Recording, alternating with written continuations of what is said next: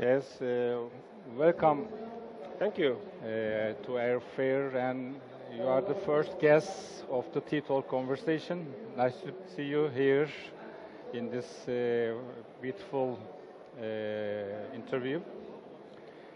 We want to hear your existence as a company in this fair. Are you happy? How many times are you participating, joining our fair?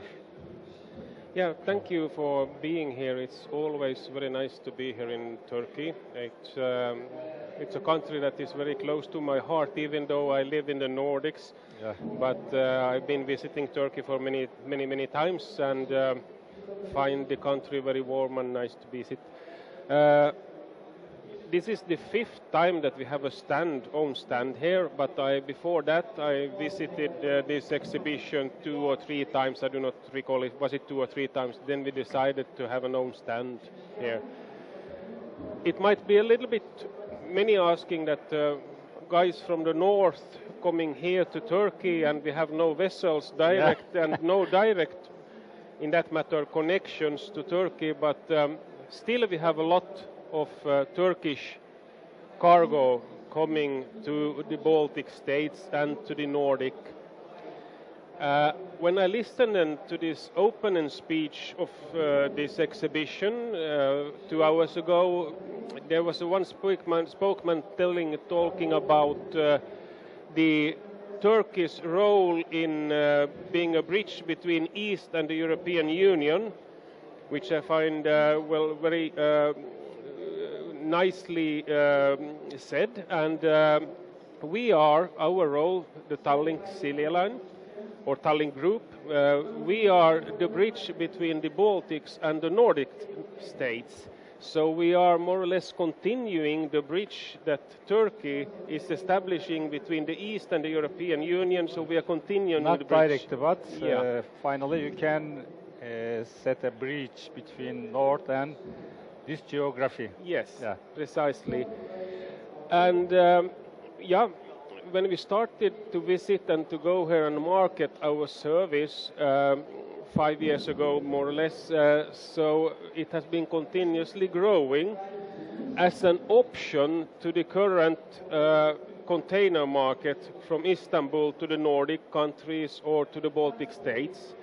So we found that it's much faster, almost twice as fast as the container to reach the Nordic region, to either go intermodally. We have a lot of traffic coming from Istanbul to Trieste, and Trieste forward intermodally to Australia, which is the main hub basically for this traffic, and then either by rail or by road trucks up to the Nordics, and with our vessels then continuing to either to Sweden or to Finland, and also then backloads to Turkey. So there's a big newer trend, but 10 years ago the freight hauliers were only talking about the cost of transportation, how much it costs to transport one container to the market area that they are serving. Yeah. Today they have enlarged the view and they are talking about capital involved in transportation chain. So it's not only the cost of shipping a truck or trailer or a container, it's how much does it cost, because if it takes longer, you have to have a lot of capital involved in the transportation chain. And this is bad for your business and for your balance sheet to have a lot of there, because, you have to finance it somehow. If you can reduce the time and lessen the money in the transportation chain, you get it off from your balance sheet directly to your cash flow, to the cash statement, which is a good in these days, because no one wants actually to have uncertain money in the transportation chain because they want it to move fast. Of course, this is a little bit more expensive also, but in the whole, many of our clients say that it's a better option. It's faster for fast-moving goods, and then less capital involved. So this is the niche, why we are here, and what is our role in the Turkish market. This is growing every year. Just this start of the exhibition, this is the most, we have not ever had so much contacts as we have had today only. There's continuously people asking, are interested in our business, and that's really nice to see. And to see people are interested more about. People are more interested in your services. Yes, and they are also starting to understand the idea, the cost of transportation or capital involved in transportations. More and more people are getting understanding the economics behind the whole transportation and the supply chain ideology. So that's a good thing for us, of course, and really nice to see. It might sound strange, but we have every day several Turkish trucks on our vessel. Last week, it was in, I do not remember what day it was, but we had 8 on a morning departure. We had 8 Turkish trucks with Turkish drivers on board our vessel, which is much, because we have 6 departures in each direction daily. So we have a lot of departures, and we had between 4 and 6 trucks per departure. So it's quite big volumes at the end. And it's a growing market area. So we certainly find it interesting to be here, to get the visibility and to send a message that this is an option. Many of the Turkish hauliers have not not heard or not reviewed the option. They are all sending still or with containers, and well, more and more they are putting on wheels and the intermodal solutions. So that's interesting also. If you want to summarize your services in shortly, what kind of options any Turkish company have to work with you?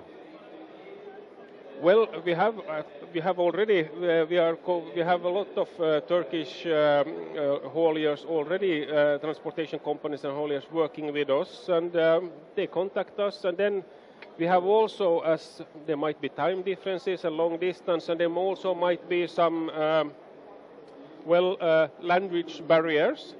So we have a really good extranet booking systems, which is really easy to use. So most of the Turkish companies are doing the bookings by themselves, so they do not have to directly interact, because we necessarily do not speak so good Turkish, but we have already one man in our booking and checking office taking care of the Turkish. He speaks, he has a Turkish background, born in Turkey, but also speaks fluently Finnish. So we have also kind of put some emphasis on having the possibility to serve the Turkish clients. But they contact us, and then we establish an agreement, and then they start to use us. So that's basically how it works. It's very fast. Very fast, yeah. As you said before, you have 2 points. One Trieste, other direct line. But you are not in this process of the transportation. You can serve only your harbors. Yes. You have 4?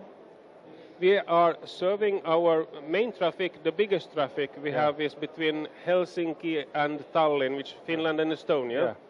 But then we have from Estonia to Sweden, and from Latvia to Sweden. Nice. And also Helsinki, Sweden, and Turku to Sweden, to Stockholm areas. So we have a lot of really broad network in this area. We are the market leader there, actually. With this really, really nice network that we have, and we have several daily departures on every route. So that's quite an extensive amount. We are also transporting passengers a lot. We had before COVID times, we were transporting up to 9.4 million passengers. Oh, 4 million. And so a month or? Yes, and also with cars, they have we have passengers just going on a cruise on our vessels. Then they are with cars, and then we have also truck and trailers. So we are combining truck and trailers and passengers The vessels, this is our new vessel. Yes, I wanted to say you to say something about your this vessel. So this is our new vessel that will come now in April. It's called MyStar. It's an LNG powered vessel. Yeah. Taking 2,800 passengers, 2,000 lane meters of cargo, and then additionally 2,000 meters of passenger cars, and going between Helsinki and Tallinn. We had a sister ship already, Megastar, that we got in 2017. So we are also investing quite heavily in our investment program. These are 240 million euros vessels, so they are really expensive. And now our main point is to be more and more environmental friendly. That's why we use LNG on these ones, to lower the emissions and to cope with all these new regulations about emissions that will come in the future.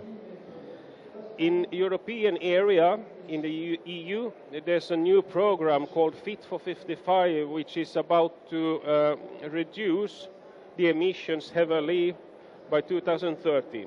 And that's a really interesting thing for us, especially having a lot of ferries, that we must cope and be able to lower the emissions on every line to cope with the new regulations. So this is the steps that we are working towards, and well, we are really proud of these ones. They are really beautiful vessels, and doing 27 knots, 212 meter long, so it's doing quite fast trips. But the most interesting is that with this amount of loads that we have, we do the turnaround in the harbor in 1 hour. 1 hour? 1 hour.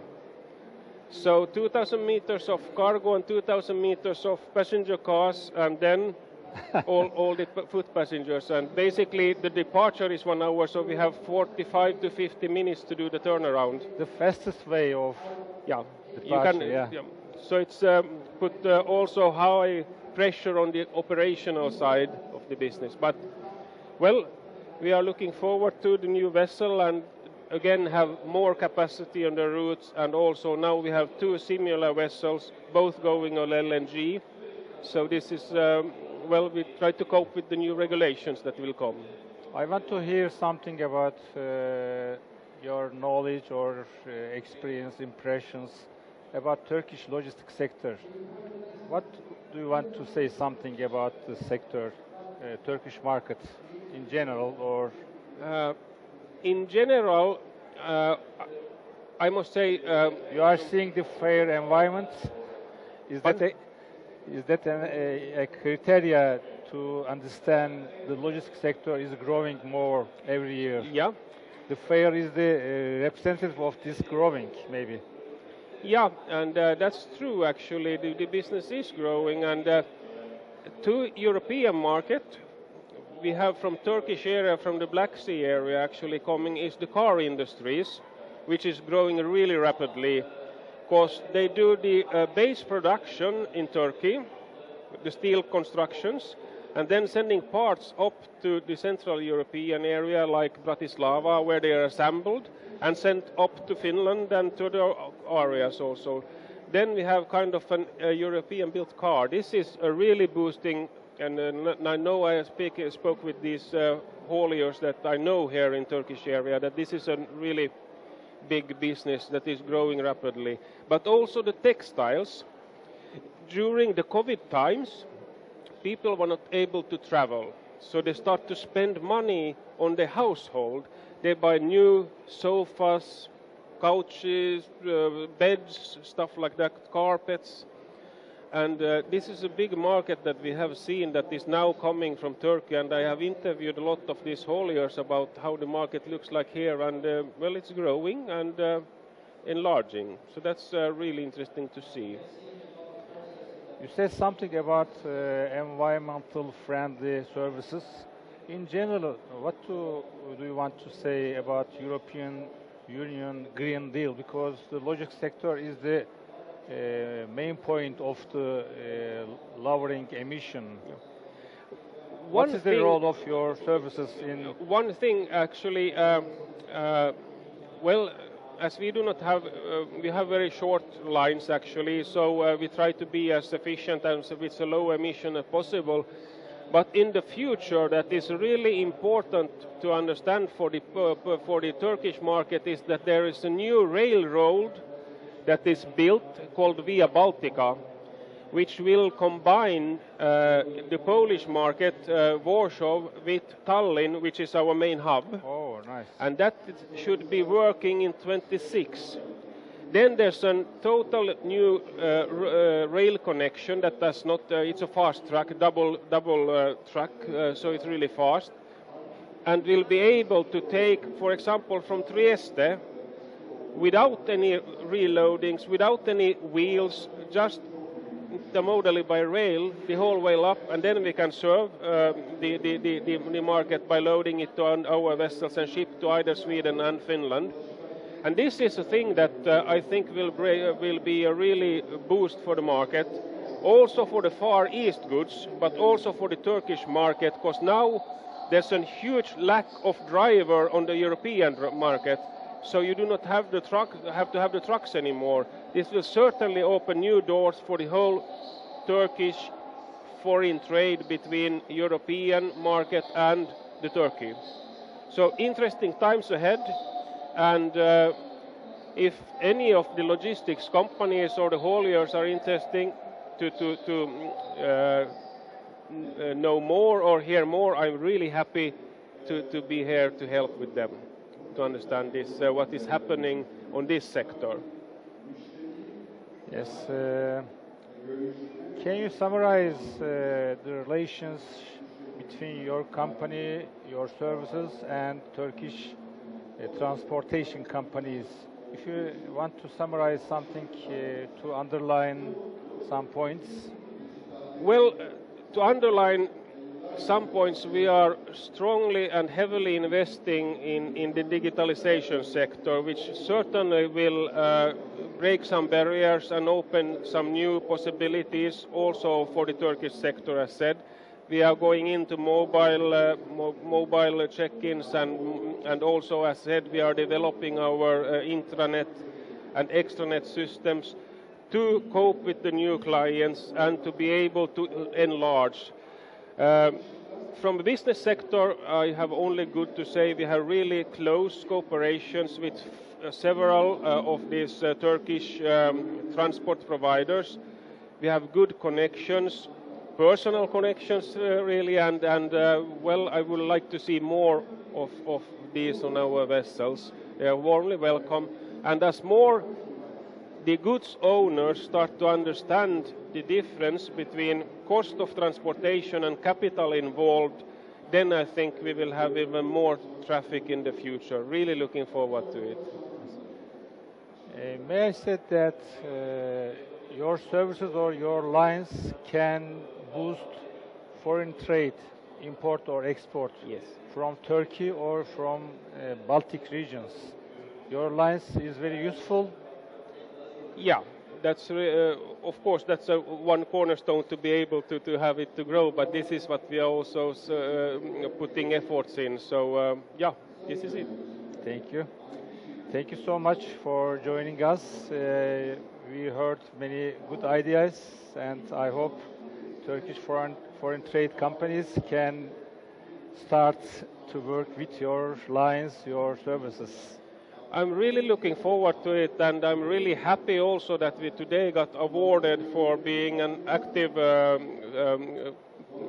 exhibitor in this Turkish logitrans. So, and we will certainly continue with that. But it was an honor also to achieve this, and really looking forward to cope with this market area in the future also. Thank you so much. We hope good luck. Yeah. During fair days next year. We want to see you again here. I'll be really happy to come here and with more news about how the market has developed and how we have been coping with the targets that we have set. But thank you very much. It's Thank really you so much. Thank you. Nice to see you again.